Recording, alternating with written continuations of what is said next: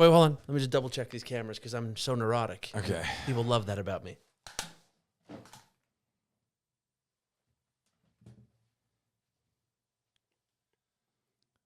I love the fact that you pretend that you're the one who's checking the cameras, but we have a full team here. Yeah, I know. That works for us. But people like humility. In the studio. We have to seem humble. Like there's people behind a glass window from the engineering room. The director of Universal, like the head of Universal Studios is like not even allowed in. Disney's here. Again? Okay. Get in line. Ladies and gentlemen, welcome to a new edition of the Truth Train here on your internet podcast platform. Only available on the internet. We are here on the annual inspection of trying to come closer to the truth and then reveal sanity. A sanity inspection, if you will. I would say a lot of people are tuning in this week and last week and in the future because of the to see if they're sane. That's what they do when they listen to this podcast. Exclusively. Yeah, they listen to see, am I still holding up, right? Am I getting a divorce soon? Yeah, that's right. Or is somebody leaving me? Am I going to die alone? Am I crazy? Yeah. Stuff like that. That's why people tune into the Truth Train. And we much appreciate it, wouldn't you say? I think at the end of the day, everyone deep down wants a government-appointed sanity inspector. Yes. But no one has one.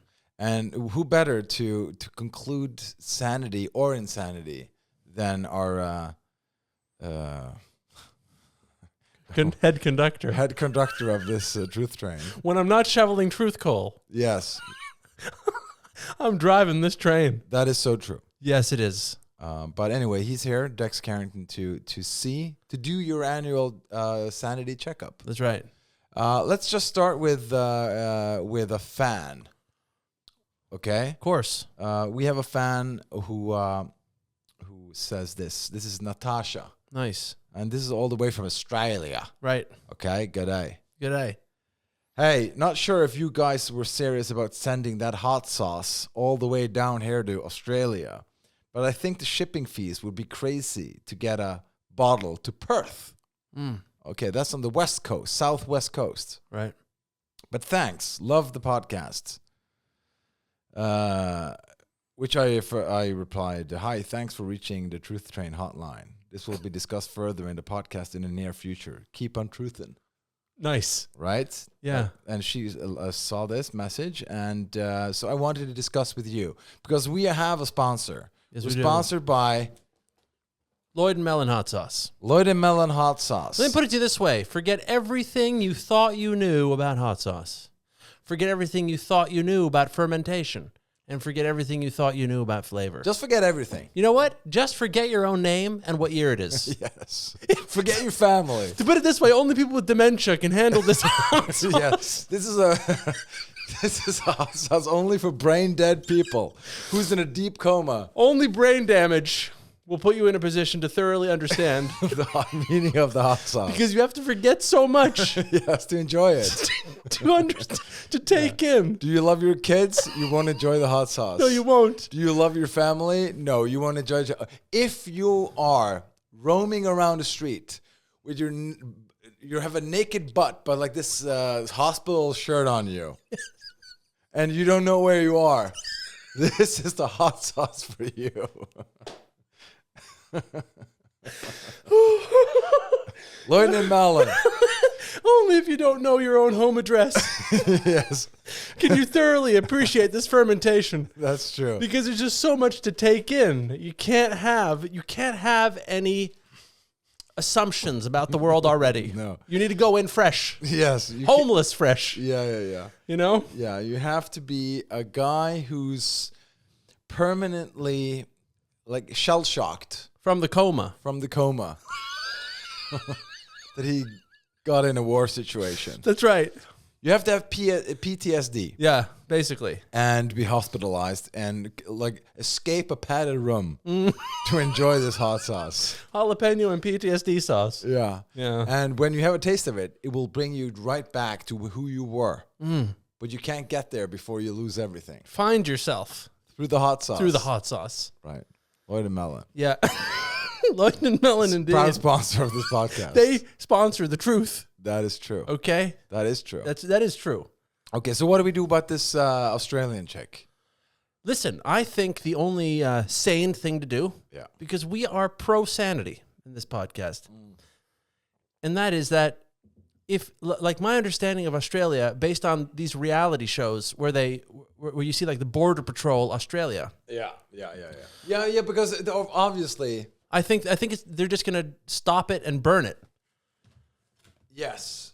That's what I think. Yeah, they because there's a lot of like you're not allowed to ship like animals and stuff, food. But isn't that like apples and bananas and stuff? This is like a bottled thing. No, I think it's the same element of like if you release like a species not native to Australia into the habitat, right, then it will, overrun the local species. And in the same way, this hot sauce could multiply in the wild and overrun the local fauna of hot sauce down there. Okay, so I'm just going to give Natasha a few options. Okay? Nice. Because we're going to send her a bottle. We're going to do it. We're going to do it. This is our, listen, we are heavily invested in this company. Are we? Hey, no one is more invested than us. Yeah, not with money, but just the idea of it. Enthusiasm-wise. We're invested in the idea. Yeah, and neither Lloyd nor Mellon is more invested than the Truth Train. That is true. So, Natasha, you have to text me and say, do you want the jalapenos and pineapple? Or do you want the habanero and mango? Or do you want the Scotch bonnet and ginger? That's right. So these are the options. And because also, we can't send a whole box. That would, we would be bankrupt. Hey, these are worth their weight in gold. But it's also noteworthy to tell Natasha that if customs breaks down her door, which is highly probable, okay, so you have customs and like immigration services are like swarming your living room, pulling down shelves and like ripping clothes out of drawers and stuff. Yeah. Then you tell them it's okay, it's fermented. So this is what I'm getting up here. This is like an AI Google thing. Right. To ship 200 grams, which I think it is. How much is it? Not even. It's like 150 milliliters. Right. That's around, whatever. Yeah. And to ship 200 grams of package to Australia from my position, which is undisclosed. Yeah, undisclosed. I mean, it's a doomsday bunker in Idaho, but, whatever. Yeah. Hey, safety. You would typically pay around £3 using Royal Mail standard parcel service. Okay. Yeah. And now people are they in England? Maybe we are. That's what we want you to think. Maybe that's what I want you to think. Yeah, maybe. A lot of maybes.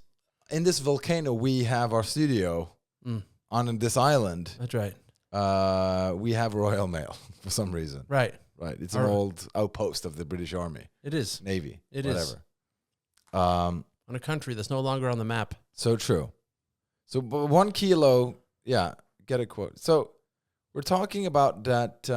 We can do this. We're doing this. We're doing it. Natasha, the hot sauce is coming. We are a shipment podcast. Yeah, we're basically a logistical company right now. Basically, we are Federal Express. That is true. We're the Federal Express of the podcast industry.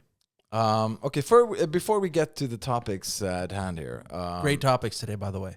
So a lot of our audience members probably want to know who you are and maybe who I am. Okay, I just wanted to start with you. Like, could you just give like a brief intro? Like Natasha, she's probably never heard of either of us, right? Right.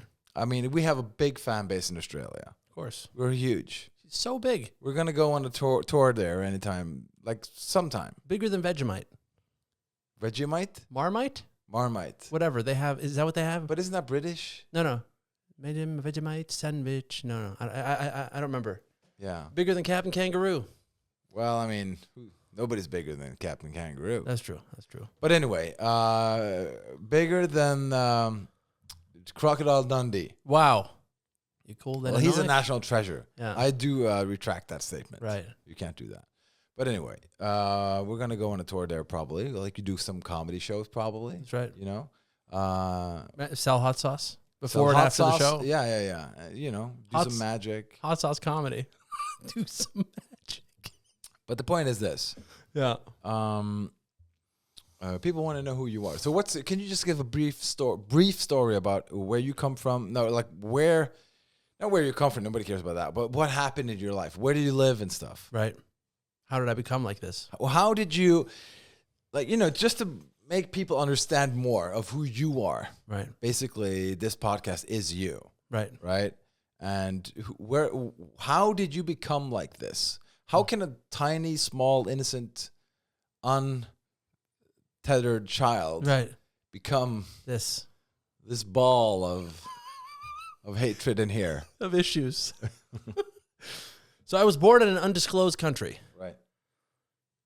Did I have two parents? Maybe. Those we're records. We're still working on that. The records are permanently sealed. Yes. But anyway, after X amount of years on this planet, then I moved to Singapore, and I grew up in Singapore, half a decade there. Then Hong Kong, 3 years there. And then a lot of people say, like, hey, that's not true. If that were true, then he probably speaks Chinese. 我就会说一点中文，只是太好了. See what I'm saying?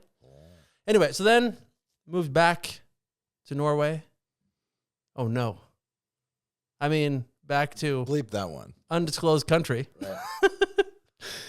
And then went to some international schools there as well. Then went to Canada, got a finance degree there. Started working in the finance industry, hated it, became suicidal, and then went over doing stand-up comedy and all kinds of entertainment stuff. And then got a bigger and bigger drug problem, and then tried to battle that with antidepressants. That made the drug problem worse. Everything escalated, got out of control, tried to quit, couldn't quit, everything back and forth. Enormous success, worked with huge celebrities, and ended up in rehab on May 19th, 2019. And then I spent half a decade in psychiatric drug withdrawal, like a real hero. Right. And then now I'm sitting here at Universal Studios in what appears to be a single man's apartment. Right. Mm-hmm.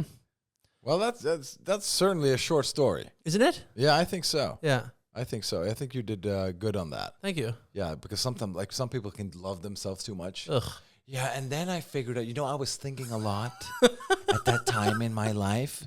No, let me just, like, take a pause right here to just elaborate on that. Right. But just one last thing is, like, there's no point in me saying too much. Just go on YouTube, Google Dexpedition. Right. And then watch season 1 and season 2, and then you can see what I used to be like, and then you can see what I'm like now, which is a testament to the fact that rehab works. Yes. Or that how it works with, like, if you party too hard for a long time, how that affects a person. Right. Yeah, but it wasn't that bad back then. It was towards the end. Right. Yeah, it's got to get really, really, really, really bad. But, yeah. Oh, hey, 6 years clean and sober on June 1st. That's brilliant. That's not bad. That's brilliant. It's something. I mean, it's no hot sauce business, but it's something. That's for sure. That's right. Give me a second here. I mean, I don't think... left the fucking thing open. Or the neighbor is something. Was it the dog? I don't know. It's just like some stuff. Anyway. All right. Meanwhile, back in reality. Right. This is the realest place. This is the realest place. Out there, it's vertigo. In here, it's the no spin zone. This is where facts are facts. Bill O'Reilly would be happy. That's right. In here, in a no spin zone. Yeah, that's right. No spin. Okay. Well, that's great. Yeah. Do you remember the topic of the day that I've been really pushing for? Yeah, I was thinking about talking about my story. Oh, right. Yeah, that makes a lot more sense. Yeah, we're 2 people here. I don't know if you noticed. And you just congratulated me on being like a non-narcissistic storyteller? Yes. And then and then you blew it. And then it all fell apart. Well, first of all, just want to say, nobody really knows when I was born. Right. Okay? And I was raised in a lesbian cult. Nice. And I was then ostracized when I came to my puberty. Because I refused to take the puberty blockers. Right. This is in the 70s. Okay? Or at least that's what they told me. Yeah. Who's they? Well, they did work. Like, it's kind of blurry, but it was a government research facility who had a sect where they were trying different things. Nice. MK Ultra, They were like researching telepathy. Telepathy. Yeah. Yeah, that's kind of stuff. Could we move objects with our mind? That kind of stuff. I didn't really move anything. And then I joined a circus, and I travel around. I was the guy they shot out of the cannon for a while. Nice. And until I broke my my back, and then I had to do the balancing act instead, which I then fell down and broke my back again. I then escaped with a bunch of animals, and then I yes, and then actually, and then I moved to the Midwest. You can't just quit the circus; you have to escape. You have to escape. You can never leave. It's like the KGB. You can't escape the circus. Was this Circus Arnardo? You can't leave it. You can't. Yeah, it's whatever it is. So they chain you up at night. Pretty much, me and the animals. They chained us up. Right. And then I started. I joined a Boy Scout, and then we were like walking through the Grand Canyon, and then I stumbled upon some grave robbers. They were like in a cave, like stealing some old artifacts. And then when they weren't looking, I stole like a golden cross, and then I escaped on a horse, and I went onto a moving train. I jumped on the train, but they got on the train as well. And then I fell down different places. Like I fell down in like a lion den, and there was a whip, and that's how I got the scar on the side. Like a lion cage, kind of. Lion cage, yes. I was in a cage with a lion, and then I fell down another one, a bunch of snakes. So I developed this phobia against snakes. Wow.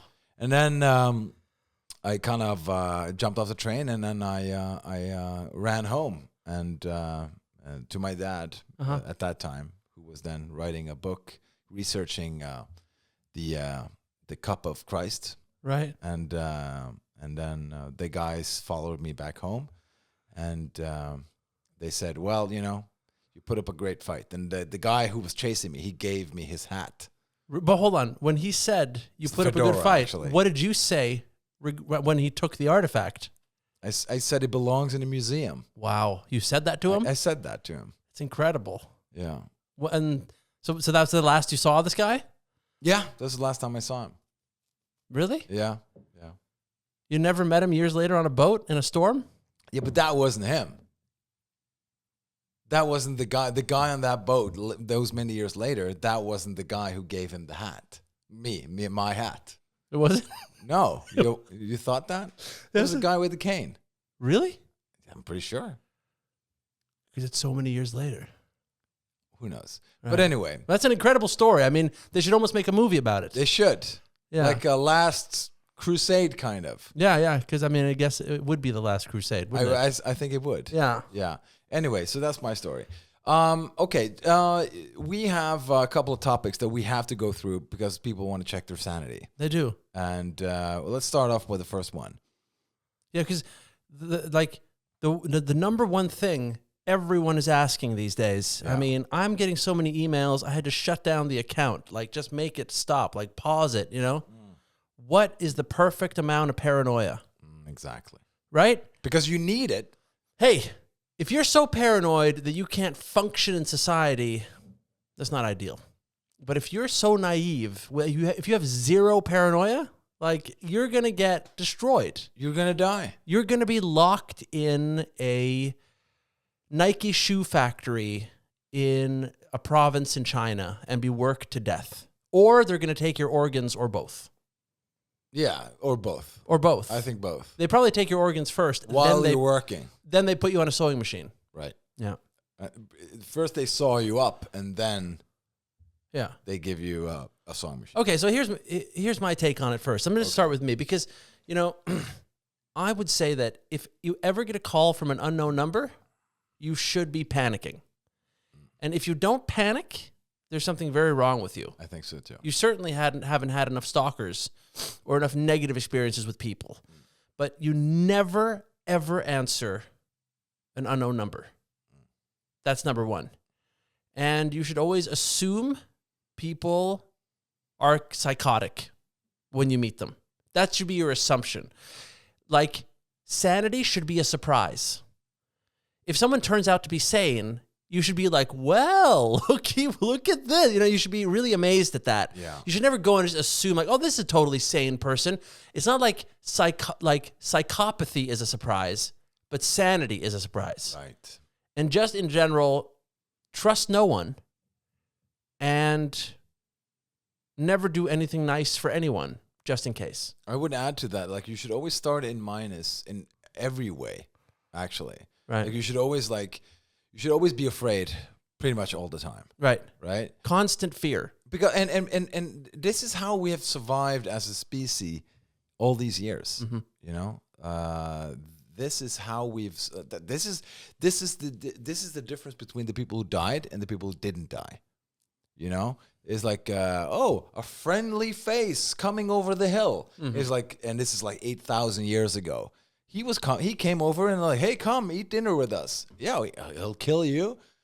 He'll kill your children, and he tried to make new children with your wife.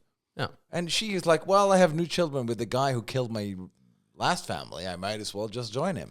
And that's a crazy example. That's what they did. It's not a crazy example. I would go so far as to say this: humans fundamentally are always just trying to. Or let me just break it down further.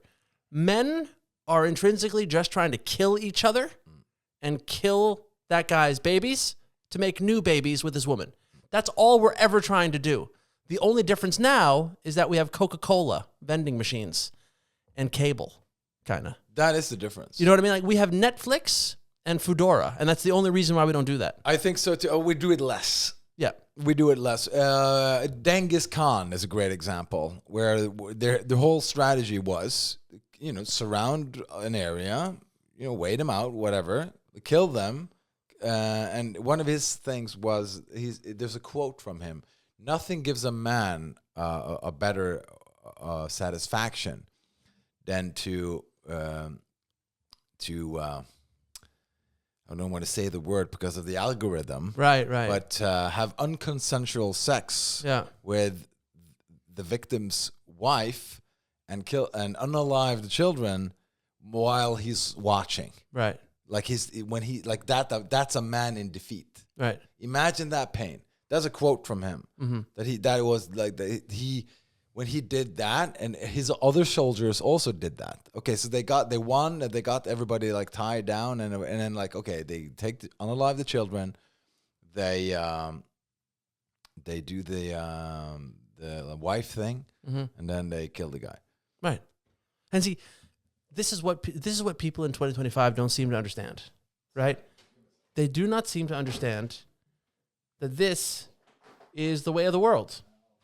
When you don't have Reese's Pieces, Snickers, Twix bars, and, all kinds of modern smoothies. Sorry, there was somebody trying to get into the studio, and I had to... Again? I had to shoot them. Okay, so... But that's all the reason you need to be paranoid. That's all I'm saying. True. Right? This is what people are all thinking deep down when there's no... Like, the only thing now is that we have so much wealth. That's the only reason why we're not murdering each other. That is true. Right? The wealth is abundant. There's an abundance now. And it's also peacetime. That's another problem. Yeah, but now it's peacetime. Yeah. Eventually it won't be peacetime, right? What's the price of freedom? It's eternal vigilance. Eternal. Yeah. That's right. It is. And no one's being vigilant. And, I mean, what's crazy is this, like, we were at a comedy show last night, and what amazes me is how, like, the stupidest people that I have no respect for whatsoever, who go up there and just say generic things they've heard on the news, like, war is the way to peace, and then people clap. So it's like, all people want to hear is that, I don't have to think. That's amazing.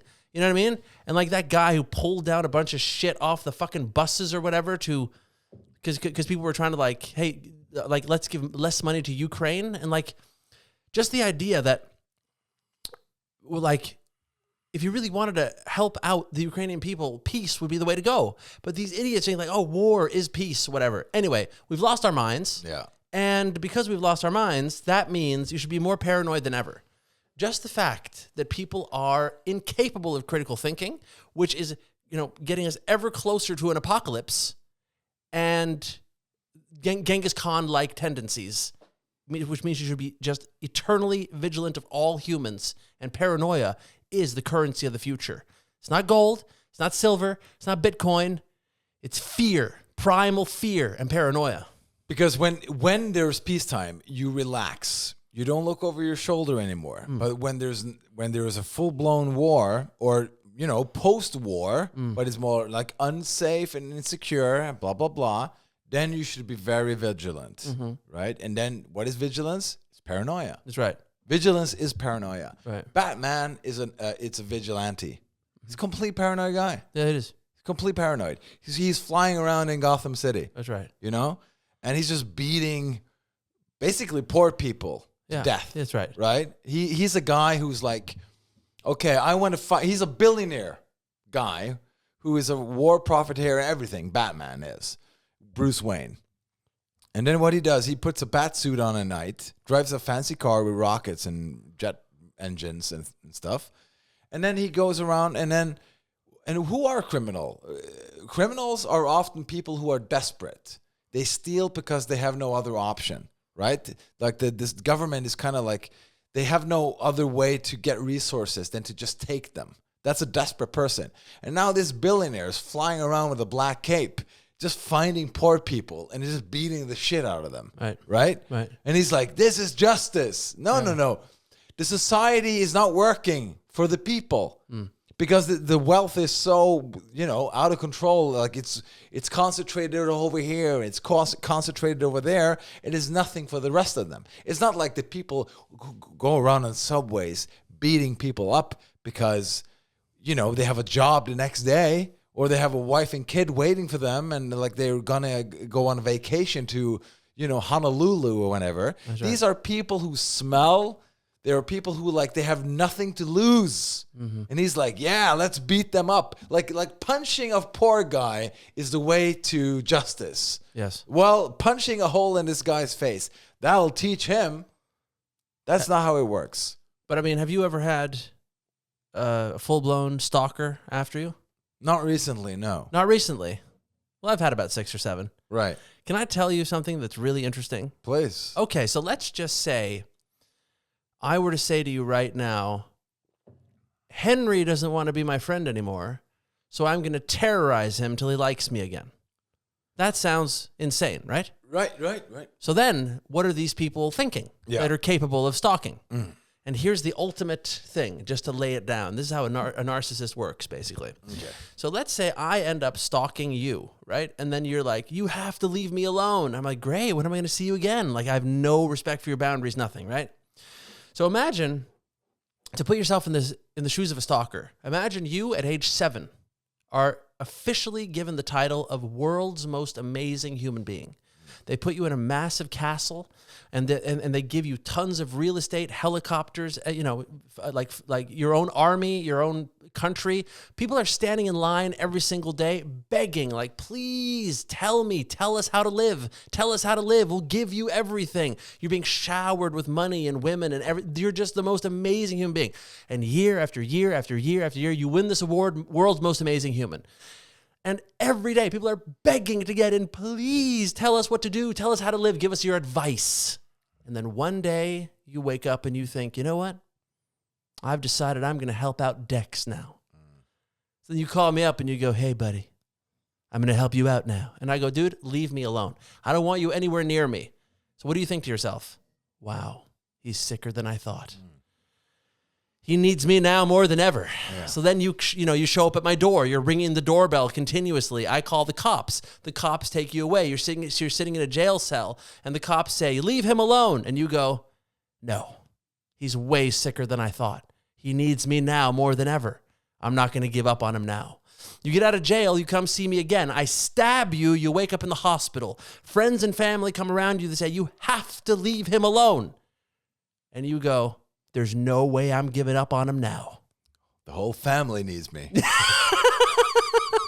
But that's the essence of it. That's so psycho. Anyway, when you've experienced that 6 or 7 times, you get a bit paranoid. And so I am a huge advocate of paranoia, and I feel that you should have a healthy amount of paranoia. And what I see are people that simply don't have enough.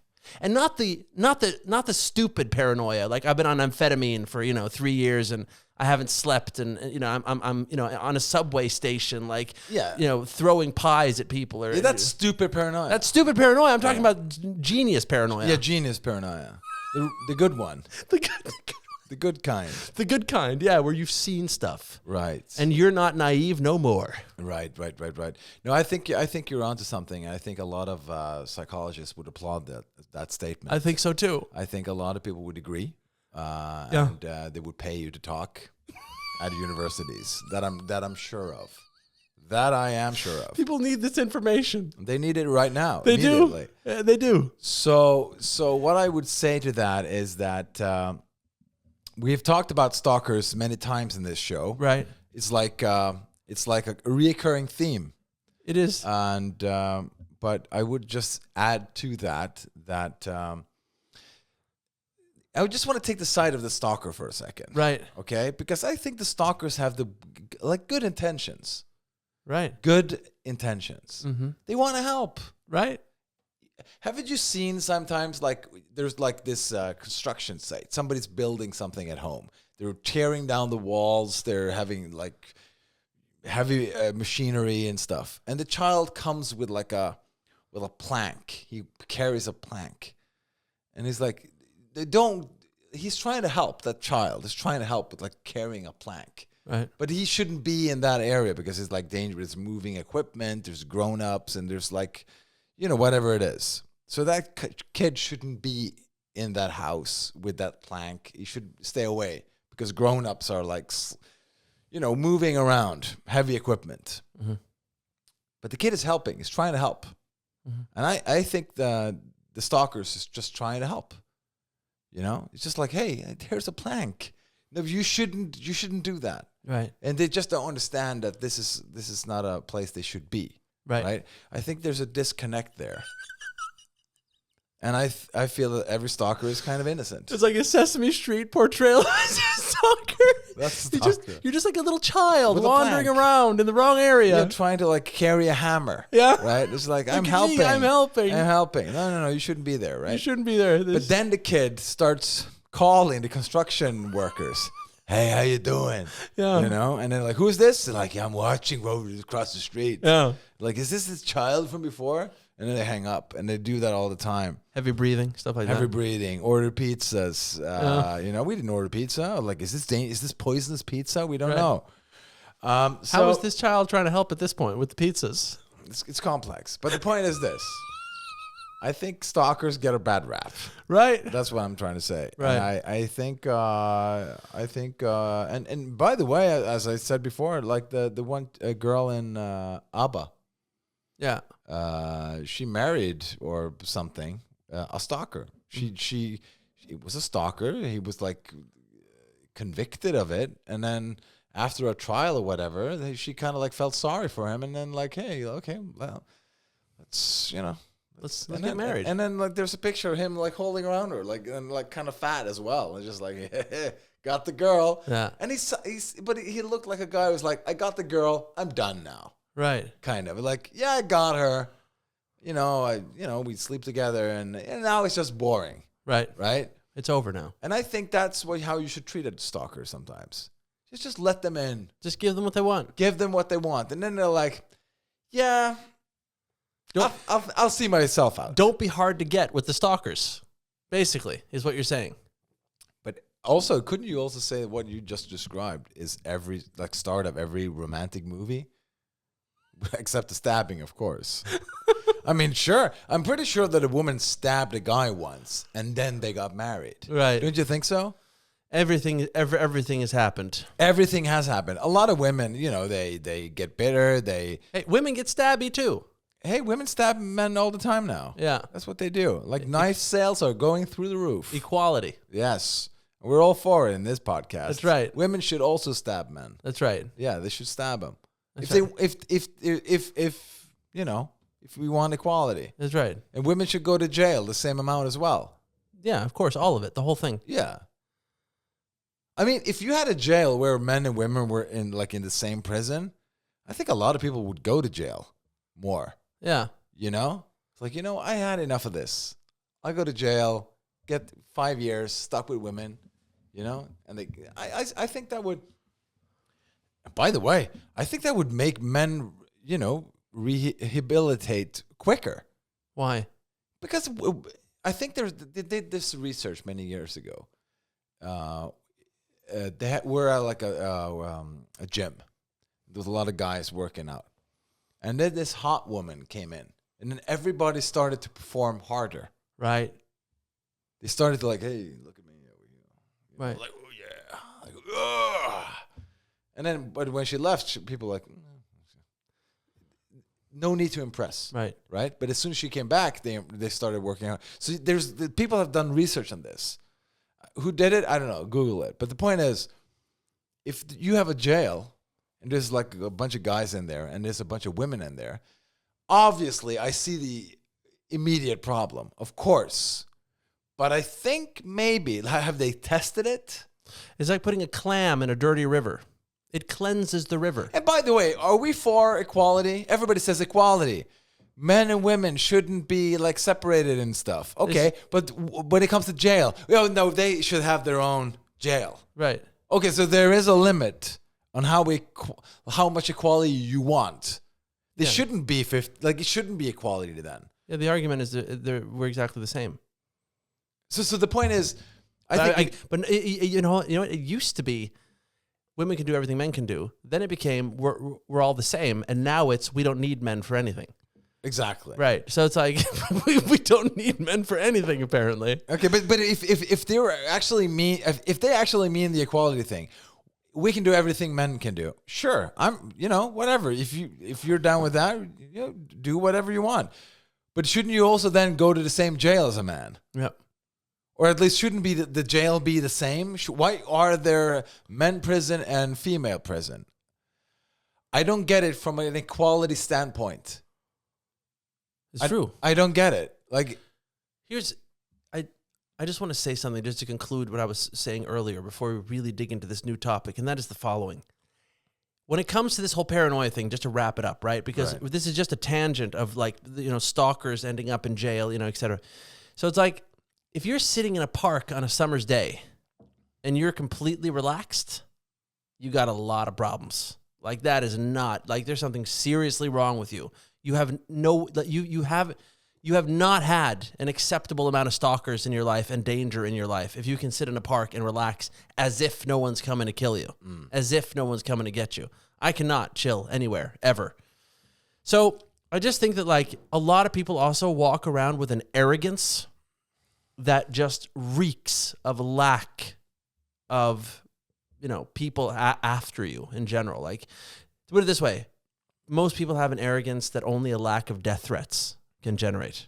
I've said that before, but I'll say it again, because you really have to check yourself. If you're just relaxed all the time and you think, oh, nobody wants to hurt me, well, that's a wrong amount of paranoia. Just so that's been said. Another thing, just to take that back to your little prison example here, right? With the right amount of paranoia, why would it be dangerous for anyone, right? Because if everyone's the right amount of paranoid, right? Then now, no one can get anybody, because then everybody has one of those screwdrivers ready to stab someone. Yeah, right? A shiv. Right. So everyone is just sitting in the corner of their cell waiting for the other guy to attack or the other woman to attack, whatever. But it's the right amount of paranoia keeps things in check, okay? So people talk about blood pressure. They talk about cholesterol. They talk about all this stuff to measure your health. Measure your health and paranoia. Why don't you do that? Sit in a park, okay? How ready are you for an attack? Huh? And also, by the way, they say that nuclear weapons are a deterrent. That's right. Also, weapons screwdrivers are also screwdrivers. Everybody should have their own screwdriver. A prison-style screwdriver. That's yes, right. Everybody should have it. It's a deterrent. It is, because if everybody has a weapon, if I am walking around in a southern state in the U.S., I'm not gonna bad talk anyone, shit talk. He's probably he has an AR-15. That's right. The school shooter's choice, by the way. Mm-hmm. Maybe a sponsor down the road. But maybe. The point is, I'm not gonna like shit talk some guy in the bar. He's like, he has a gun on him, you know. So you keep it friendly. Hey, how are you doing? Huh, nice, you know. But if you know that out of 1,000 people, there's like 15 of them who has like a screwdriver waiting to happen. I mean, they have the power. They do. And also another point on the women and men in the same prison. Imagine, like, they should at least do some research on that topic.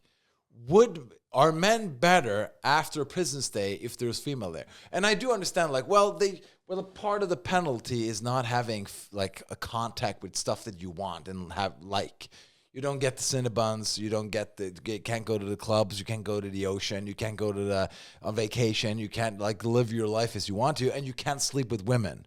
Well, what happens then? Well, you kind of change the men's nature. They start fucking each other, right? And there's like a lot of sodomy going on, a lot of gay sex, which is funny to me because all these Christian people who's like against gay sex are like, but most pro prison. You know, we need harder sentences, longer sentences.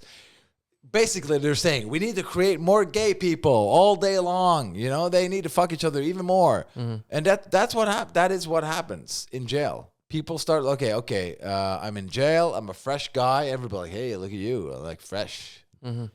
Nice skin. You know? And now like the dominance is about like fucking the new guy and like putting them in their place. And all these prison alpha males, they get bitches like, hey, come over to my cell. And like, well, I gotta go over there and you blow his dick because or else I'm gonna get my face kicked in, right? Right. And all that would go away if you have women, right? I think men would be on their best behavior. And imagine getting life in prison, and your soulmate also has life in prison. You're married in jail. You stay there, you know. It's a beautiful story.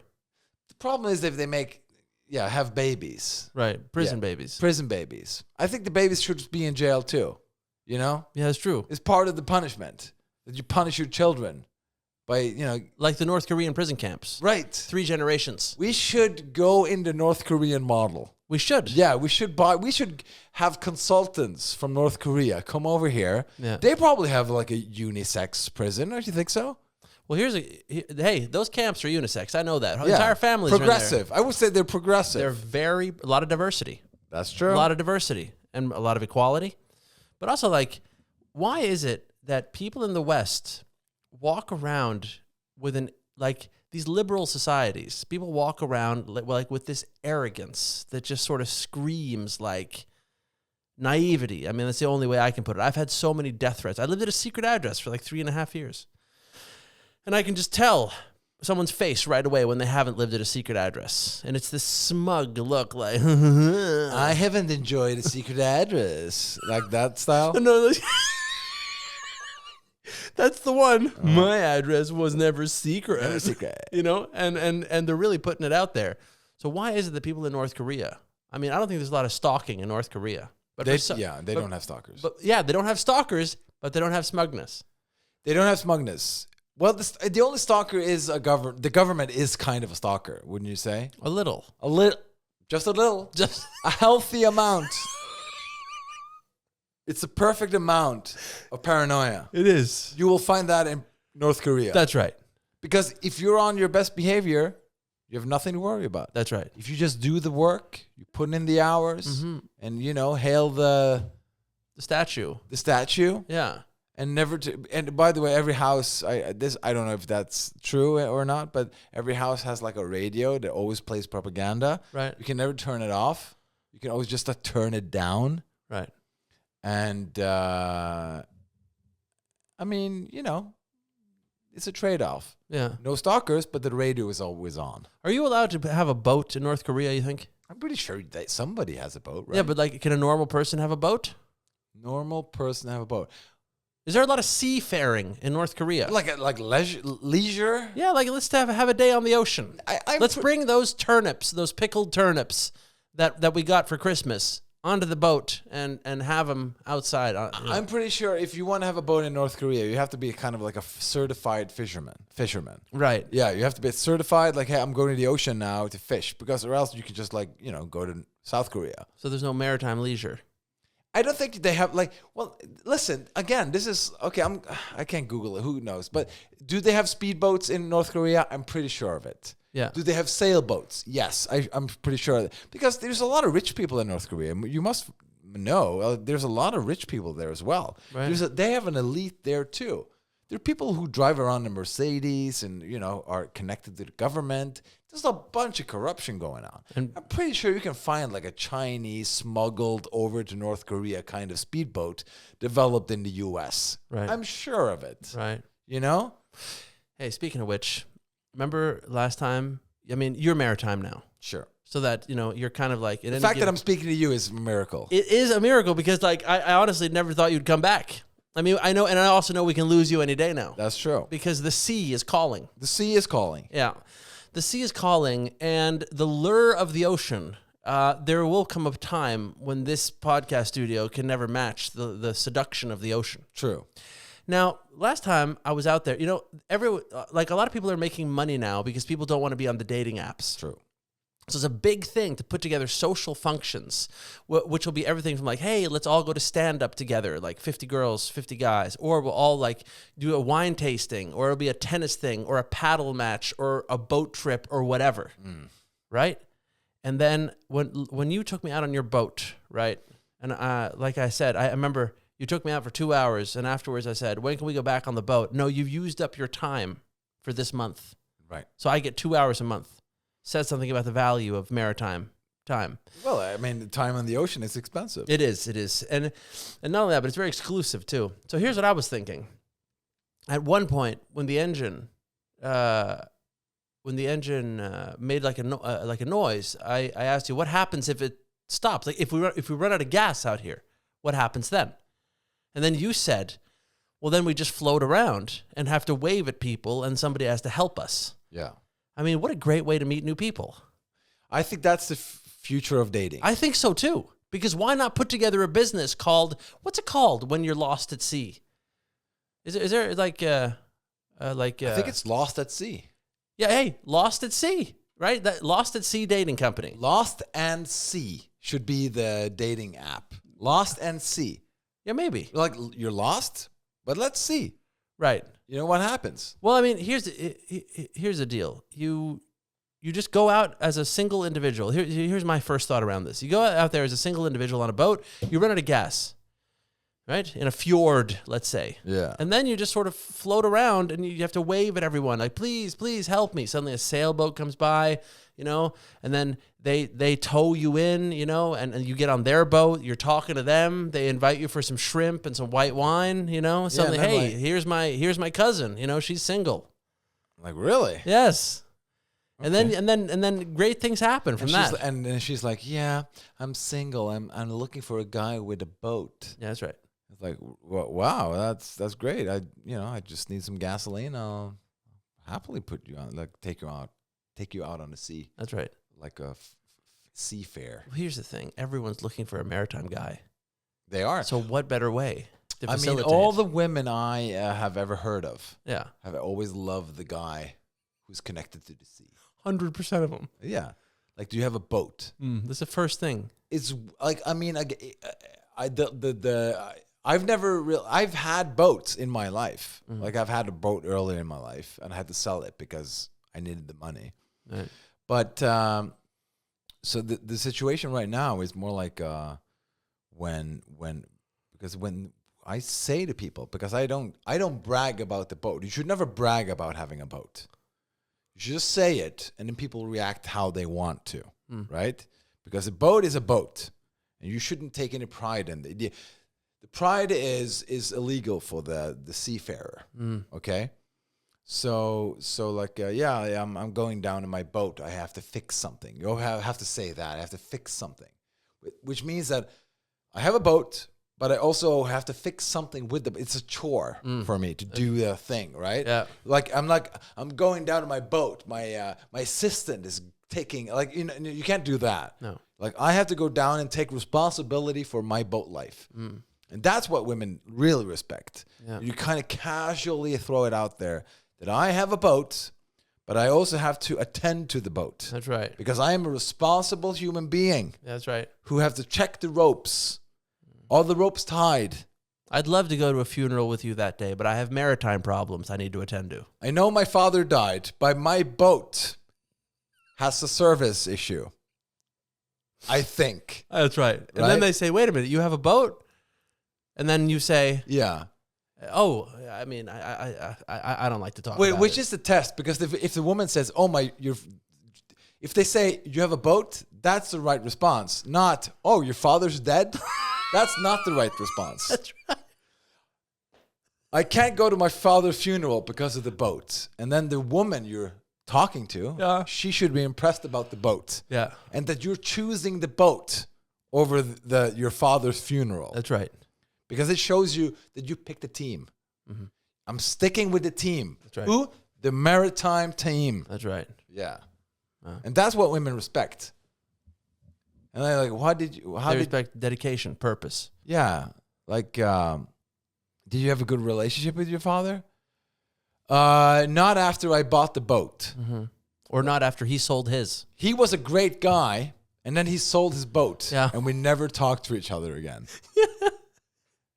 And then I saved money to buy my own boat. Yeah. And I kind of... Then there was even more of a gap between us. Like I never realized. I changed my name also. Yeah. You know? That's right. And so, yeah. But obviously, I mean, we've said, who needs friends when you have a boat? I would take it a step further. Who needs family when you have a boat? That's right. Who needs a job? Who needs anything? Yeah, who needs anything? Who needs anything if you can float on the ocean? Yeah. Exactly. I mean, you're defying gravity. I'll tell you one physics, thing. You know? And one thing that I always dreamt about, because there was this show I watched on TV when I was young, and I don't remember. I think it was called Riptide. It was like these three gay men. They were like detectives, and they had a helicopter, and they lived on a boat. They lived in a boat.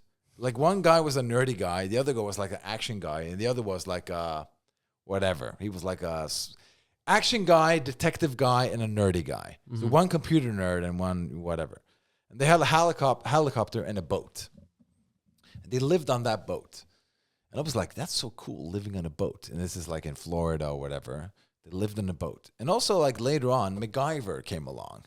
And where did he live? Did he have children? No. Right. What did he do? He had one friend from the Phoenix Foundation. Right. Right? Right. Obviously, I'm not saying MacGyver was a gay guy. And not that there's anything wrong with that. Right. You know, my father's gay. Right? This is a Seinfeld reference. But the point is, he was living on a boat too. He was living on a boat. And I'm still thinking about, like, how cool would it be to live in a boat? In a sunny area, mind you. Right. It has to be a sunny area. Even Sleepless in Seattle, Tom Hanks lives on a boat. He does? And he gets letters from all over the country with women who want him. Probably because he lives on a boat. Because of the maritime action. You know, people will say it's not the maritime. It is. Nobody knows what they want. The letters speak for themselves. The boat speaks for itself. The maritimeness is literally screaming. I've only met one woman in my life. Because I said, hey, wouldn't it be cool to have like a sailboat in the Mediterranean and then sail around? And like, yeah, but like live on the boat? It's like, yeah, I mean, you know, you have a sailboat. You live on the boat. Right. Sail around. Like, yeah, no, I would like to stay at a hotel. Right. Like, we could sail to a hotel. It's like, what's that about, you know? What do you mean? That she doesn't want to live on the boat? Yeah, who doesn't want to live in a boat? I don't know. People with serious problems. Mental issues? A lot of them. You think so? Straitjacket people who haven't found their facility yet. Medication? I mean, so much. Heavily. Institution people. Like shoved in their face like a goose. I think that, like, when you have your psychotic break and they're pulling you into the psychiatric ward, the first thing they ask you is, hey, how do you feel about living on a boat? I would have nothing of it. And just right in. Padded room for you. Padded room for you. And she's still there screaming 8 years later. Exactly. I'll never go on your boat. We can't help her. No, we can't. There's no medication for this. There's no medication to handle these maritime problems these people have. That's true. Yeah. But you raise an interesting point. I think it's a good way to meet people because I think it's the same. How do people meet?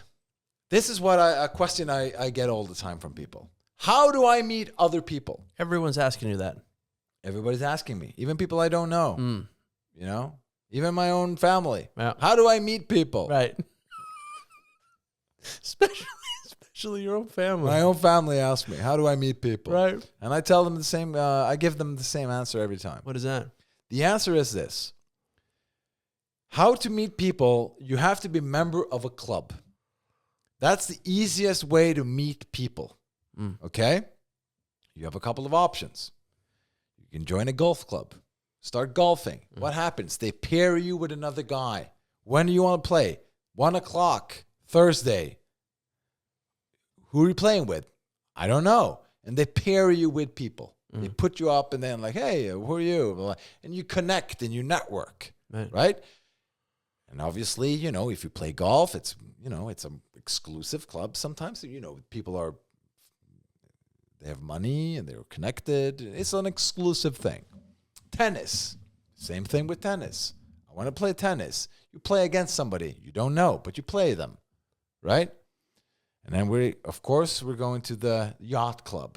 You join a yacht club, a boat club. Right. You meet people. And it's like, hey, at the boat club, we're fixing something. And then everybody has to join everybody has to do the chores of the club. That's how you meet people. And there will be some food afterwards and maybe a glass of wine and like connecting. Right.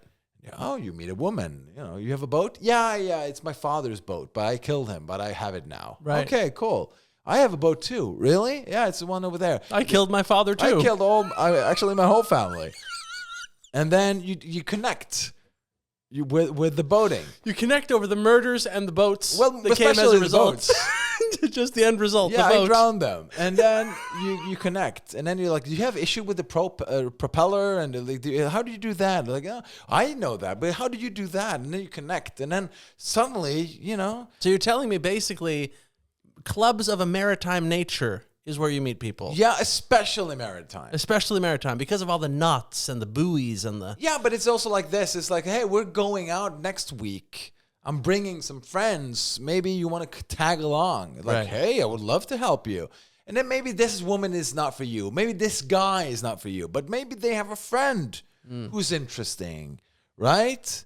And people who have, again, and you're piggybacking on me now, but if you have a friend who has a boat, you are yourself interesting now. Mm-hmm. Because if you say, I have a friend who has a boat, I'm tagging along.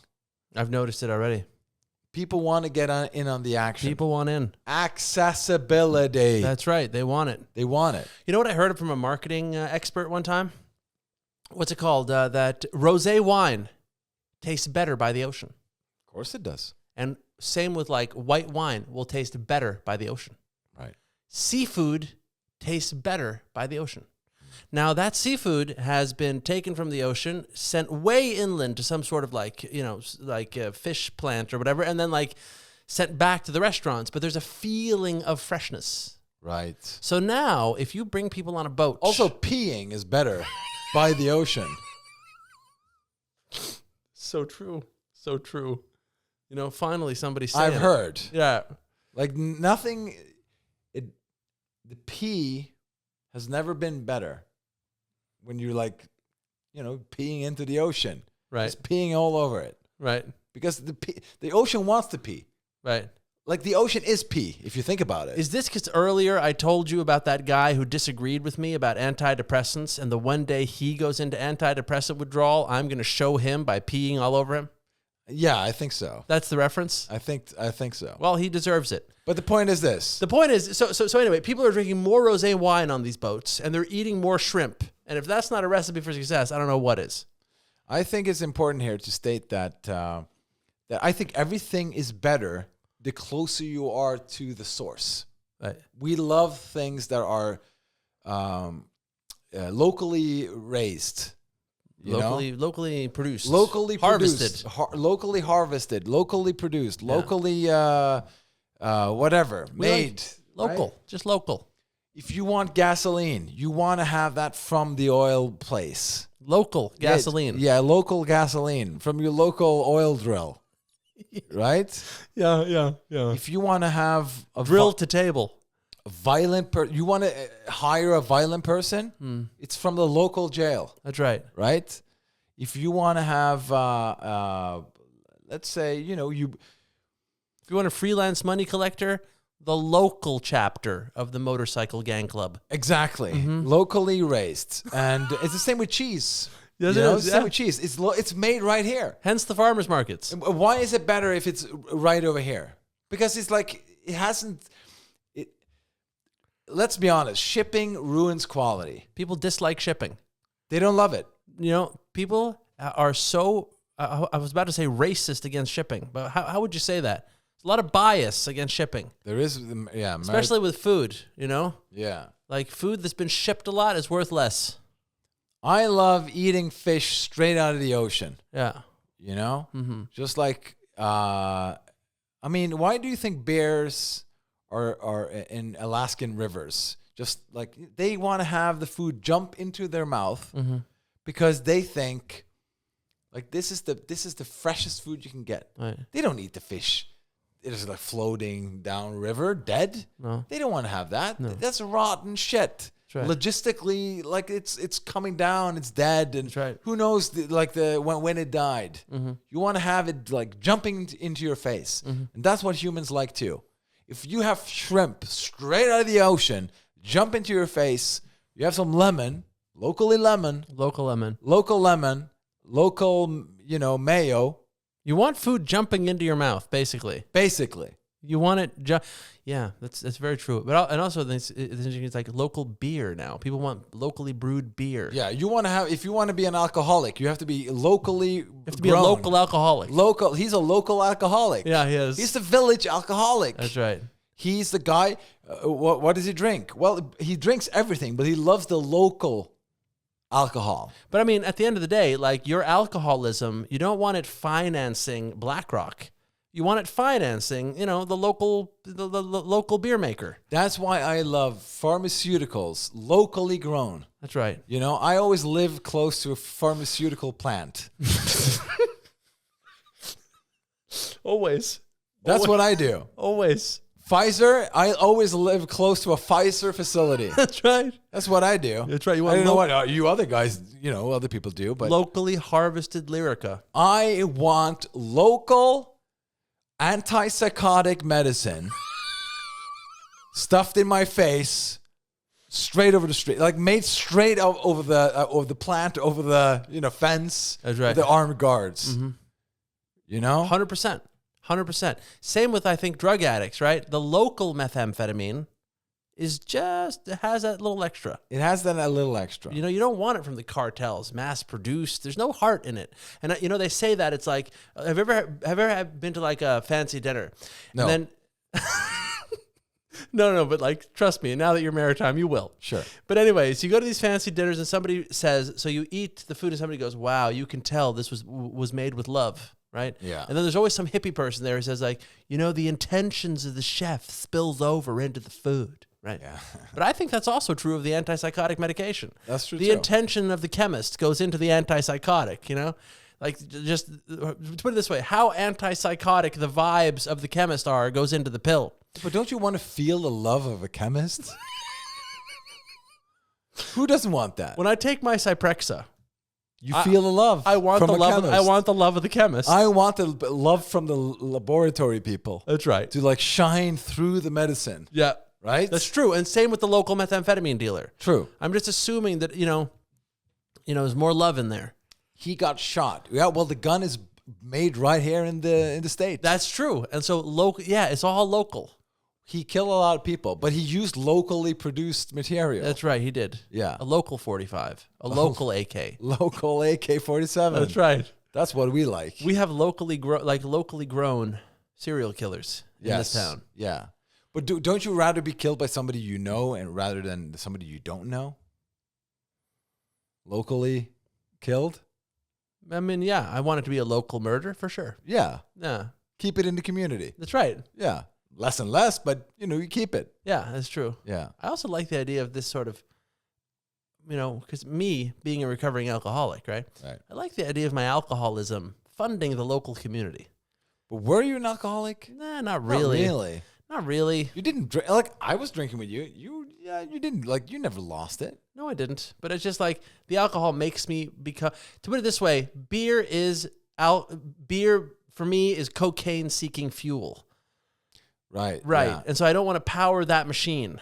Because but I think you can handle it. I think you should have a drink. A lot of people have been telling me that lately. You should have. You know what you should have? What? A locally manufactured beer. It's so true. Yeah. I You should try that one. A lot of people have been telling me that. And by the way, I think if we chain you up, gave you a bunch of beers, you couldn't get cocaine, right? Because you're chained to a chair and you drink the alcohol. You have your arms free, but you're kind of chained like an animal. That's right. And then we give you beer, and then like, oh, fuck, I want to get fucked up, It's like, well, you can't because we're sitting here, and you can't leave the apartment. Yeah. Or the bar. You're chained to a bar. Right? I should start partying that way. And then you're like, fuck, I want to party. I want to, I want to jump off a cliff. It's like, well, you can't. You're chained. And then, we carry you home drunk, chain you to the bed. Yeah. And then you wake up, it's just like, fuck, that was a hard night, but I didn't do any cocaine. And if we then do that with you for let's say a couple of years. Yeah, that's right. I think we can alter your behavior. I think that's genius. I can drink without getting cocaine. Yeah. And I think that would cure you. Well, I'd much rather do this plan than pick up my 6-year coin in a week. That's true. But it's so funny, like, call you up, like, hey, can I come to the party tonight? Listen, we don't have enough people to tie you up. I don't have any rope. We don't have any chains. There's not enough tape in the car. We can't do the. I'm not allowed to We're go. out of chains. All the people are chained up here. That's right. Yeah. So that's why do you chain all your friends coming over? That's right. Listen, it's a difficult party. It sounds like P. Diddy's party. Hey, it's not like P. Diddy. Yeah. Okay. It's different. It's a differently locally grown party. There's an AA convention coming up in the fall. You should come and suggest this to them. Yeah, listen, you can drink. Just chain yourself up. No, but like you come in with the chain service. Yes. And you were like naked, like chained up. on the stage, yeah. He's drunk right now, but that's not a problem. Yeah. He's chained like an animal. That's Step right up. To your local chain facilitator. Yes. Okay, people. See you next week. Bye-bye.